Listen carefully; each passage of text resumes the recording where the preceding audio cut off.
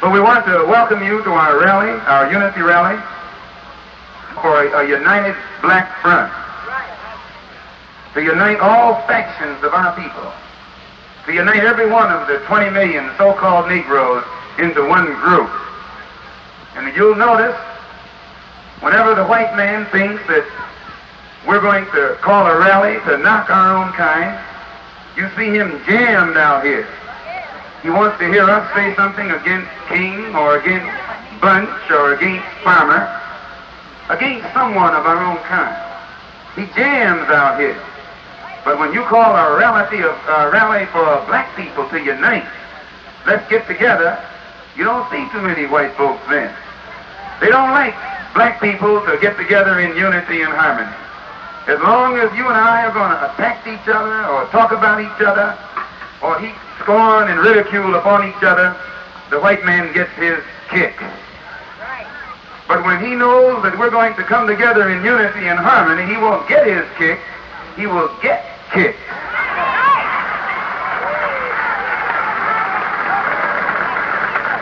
When you see you and I getting together, it is because we have begun to realize that we have a common enemy. And the only time we'll be able to come together with a common objective and a common goal is when we first develop a common motive. And that motive is best developed by recognizing the common enemy. And that common enemy is the white man. I say that common enemy is the white man. The white man is your enemy, whether you are a Baptist, whether you're a Methodist, whether you're an Episcopalian, or whether you're a Muslim, or whether you're a Mason, or whether you're an elk. If you find yourself running into opposition when you're looking for freedom, justice, and equality, or some kind of rights, you have to agree always the one who opposes your rights is the white man. Some old blue-eyed, blonde-haired, bad-smelling white man.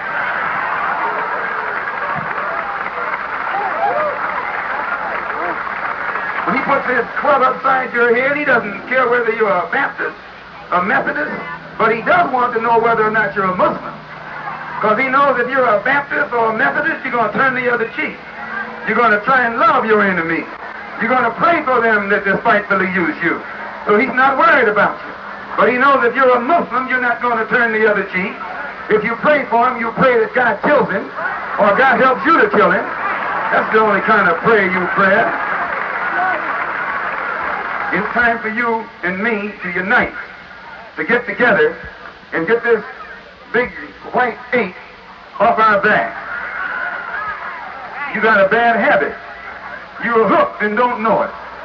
You got what's known as white disease. You think you can't get along without the white man. You think you can't get some clothes without the white man. You think you can't get a house without the white man. You think you can't even get a job without the white man. You're worse than a man who thinks he can't get along without heroin. You're worse than the man who thinks he can't get along without morphine. You're worse than the junkie. You're in worse shape than the junkie because the junkie only has a little monkey on his back and you're running around with a big white ape named Uncle Sam on your back. America is faced with her worst domestic crisis since the Civil War, or since the Revolutionary War. For America now faces a race war. A race war is worse than a Revolutionary War. A race war is worse than a Civil War. A race war is a war in which no holes are barred. A race war is a war in which children are destroyed, in which children are mutilated, in which children face the same destructive wrath that grown-ups face. A race war is the worst war that you can conceive. And this war, race war that is coming upon the head of the white man is something that he is bringing down upon himself. He answers your prayers and your freedom songs with false promises, deceitful maneuvers, and outright bloodshed. According to what we are taught from the white man's textbooks and his school, the Revolutionary War and the Civil War were two wars fought on American soil, supposedly for freedom and democracy. But if these two wars were really for the freedom and human dignity of all men, why are 20 million of our people still confined here in America and enslaved by second-class citizenship. Something is wrong.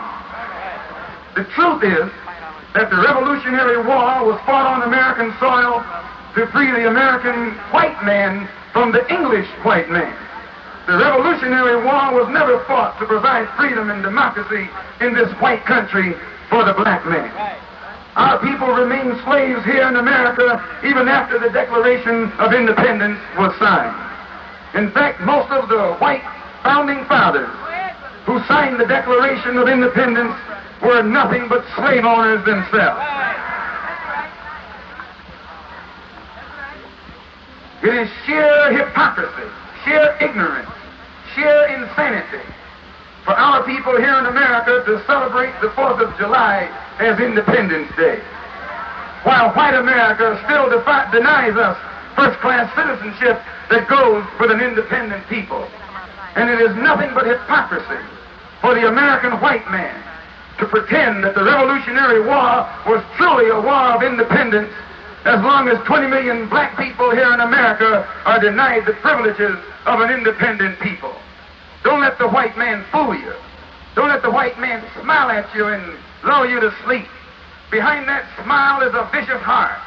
Behind those teeth is an animal-like beast who doesn't have it within him to want for you what he wants for himself and his own kind. Don't let that man fool you.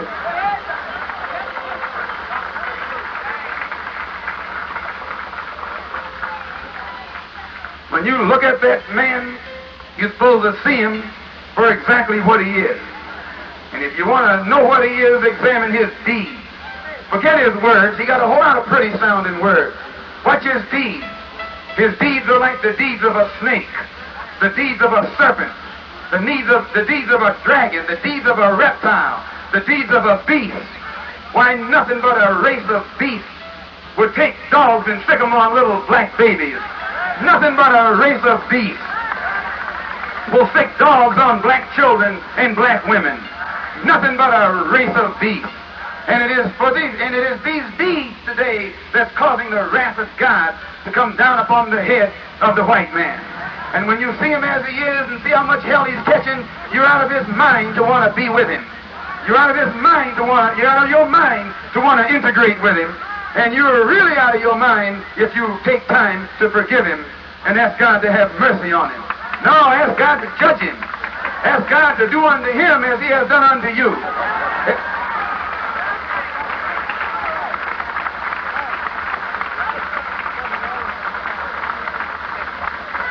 He has caused your babies to suffer. Ask God to heap suffering upon his babies. He has caused your women to suffer. Ask God to heap suffering on his women. He has caused all of our people to suffer.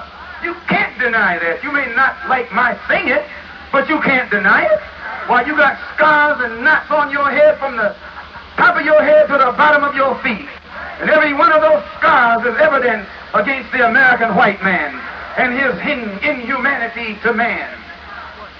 The Civil War was also fought on this continent, not to free the black slaves, as is commonly taught in the white man's schools, but the Civil War was actually fought to preserve the Union, preserve this country, keep it intact for white people. It wasn't fought to set you free. It wasn't fought to give you some kind of emancipation. It wasn't fought to make you a citizen. It wasn't fought to give you civil rights.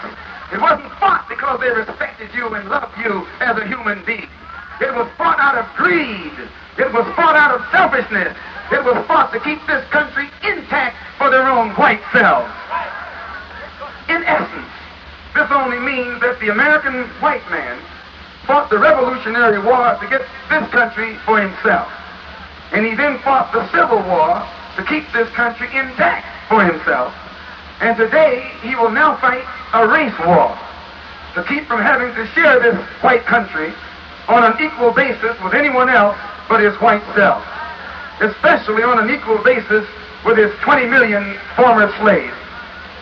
So again I ask, where will all of these demonstrations end? And who dares to say that our people are not justified by demonstrating their resentment over the injustice and mistreatment that our people have suffered these 400 years at the hands of this cruel, inhuman American white man. We have nothing to lose but our chains. We have nothing to lose but the hell we experience every day living here in these rat-filled slums. You have to excuse me for being blunt speaking and frank talking. We don't care who likes it or not, as long as we know it's the truth. Much of what I say might sound bitter, but it's the truth. Much of what I say might sound like it's stirring up trouble, but it's the truth. Much of what I say might sound like it is hate, but it's the truth. And God has mentioned in the Bible, it's truth alone today that'll make you free. If you're afraid to tell the truth, why, you don't even deserve freedom. Just tell the truth. The best thing to put the white man to flight is truth. He can't take the truth. He can't stand the truth. He doesn't like the truth, especially when you know the truth about him. The truth about how he got those blue eyes, and the truth about how he got that stringy dog-like hair, and the truth about how his skin became as pale and pallid and sickly as it is. When you know the truth about how he got the way he is, you can run him down the street with nothing but truth. You don't need any blade. You don't need any switchblade. All you need is the truth. They put you in jail for carrying a blade, but they can't put you in jail for telling the truth.